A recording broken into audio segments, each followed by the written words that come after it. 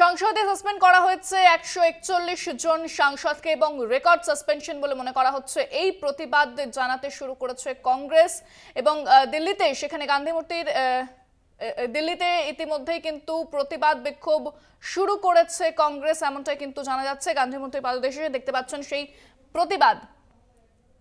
Congress সাংসদরা placard হাতে বিক্ষোভ দেখাচ্ছেন। গণতন্ত্র বাঁচাও ব্যানার নিয়ে বিক্ষোভ। গত 3 দিনে সাসপেন্ড 141 জন সাংসদ এবং সংসদের রেকর্ড সাসপেনশন। গান্ধী মূর্তির পাদদেশে প্ল্যাকার্ড হাতে কংগ্রেস সাংসদদের বিক্ষোভ দেখতে পাচ্ছেন এই মুহূর্তে। গণতন্ত্র বাঁচাও ব্যানার নিয়ে বিক্ষোভ।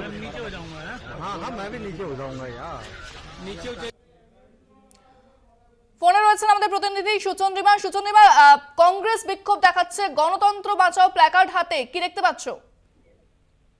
একদমই দেখো, কংগ্রেসের মল্লিকার্জুন ছিলেন যে তিনি এই যে ঘোষিত তাদের যে প্রতিবাদ কর্মসূচি, সেখানে তারা সংসদের বাইরে বিক্ষোভ দেখাবেন এবং 22 তারিখ থেকে যে দিনকে শীতকালীন অধিবেশন বন্ধ হচ্ছে সেদিনকে গোটা দেশ জুড়ে বিভিন্ন জায়গায় প্রত্যেক রাজ্যে সেখানে কংগ্রেস মিলিতভাবে এই 141 জন সাংসদের সাসপেনশন নিয়ে তারা মিলিতভাবে সেই প্রতিবাদে সামিল হবেন এবং সেখানে তারা যেটা মানুষের কাছে বোঝাতে চাইছেন যে সংসদের ভিতরে তাদেরকে যেখানে বলতে দেওয়া হচ্ছে না, সংসদের বাইরে এসে কিন্তু তারা সেই প্রতীকী একটা সংসদের যেখানে তারা মোদিজির ছবি নিয়ে তারা প্ল্যাকার্ডে সেই বিরোধিতার সুরকে চওড়া করছেন এবং তারা পরিষ্কারভাবে যেটা দাবি করছে, কেউ যেমন মল্লিকার্জুন খার্গে চিঠি দিয়েছেন চেয়ারম্যানকে, তিনি কিন্তু বারংবার কংগ্রেসের তরফ থেকে একটা নমনীয় সুর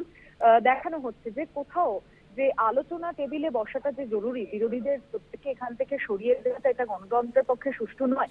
সেখানে কেন সব বিরোধীরা যারা কথা তুলছে তাদেরকে এভাবে সাসপেন্ড করা, তারা কিন্তু সংসদের ভিতরে আলোচনার মধ্যে দিয়ে একটা সুষ্ঠু বিরোধিতার জায়গায় আসতে চাইছিলেন, কিন্তু কোথাও এই যে বারবার করে বলা হচ্ছে যে তারা সেখানে হইহট্টগোল করছে, সেটা তাদের মিলিত প্রক্রিয়া, তাকে কিন্তু বারংবার তারা খণ্ডন করছে।